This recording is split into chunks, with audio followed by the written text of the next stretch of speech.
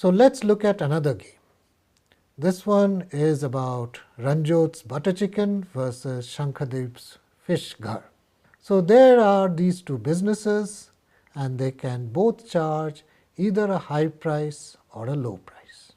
And of course, the numbers in the different cells tell you if Shankadeep or Ranjot were to take a particular action, what would be the payoffs that they would receive. For instance, if both Shankadeep and Ranjot charge a high price, then they would get an amount of 15. On the other hand, if they both charge a low price, then they would both get 10. Now, if Shankadeep were to charge the low price, but Ranjot were to charge a high price, then Shankadeep would make a much higher profit of 20, whereas Ranjot would make a lower profit of 5. And of course, the other way around. So the numbers in these cells represent the profits that these firms make. Now, if you are worried that the profits look very low, you can just multiply it by 100, 10,000, 1 million, whatever. So let's just keep the numbers as they are. So what will happen in this particular game? Let's look for dominant strategies first, right?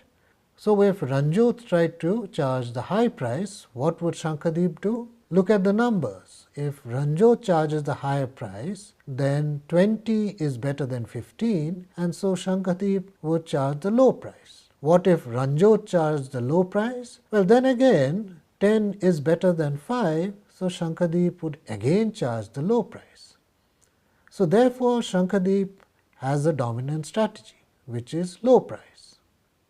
Similarly, if Shankadeep were to charge the high price, the payoff to Ranjot from charging a low price would be 20, whereas it would only be 15 for charging a high price. Since 20 is better than 15, so Ranjot would charge the low price.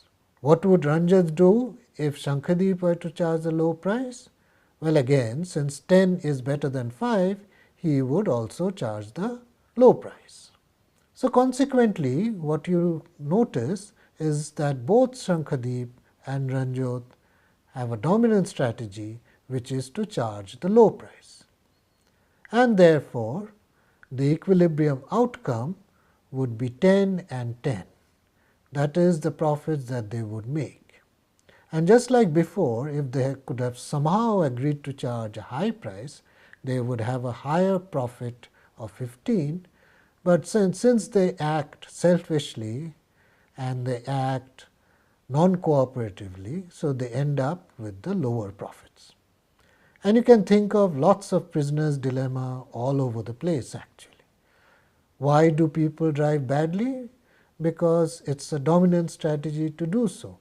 If everybody drives well, then you should drive badly because then you can get ahead of everybody. This is just another example of a prisoner's dilemma, and you can think of many others.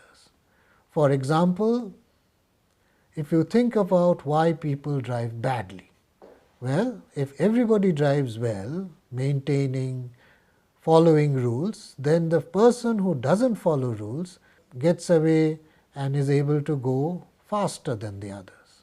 On the other hand, if nobody is following the rules, then it's better for everybody or this individual to also not follow the rules. So consequently, you have another form of a prisoner's dilemma whereby everybody doesn't follow the rules.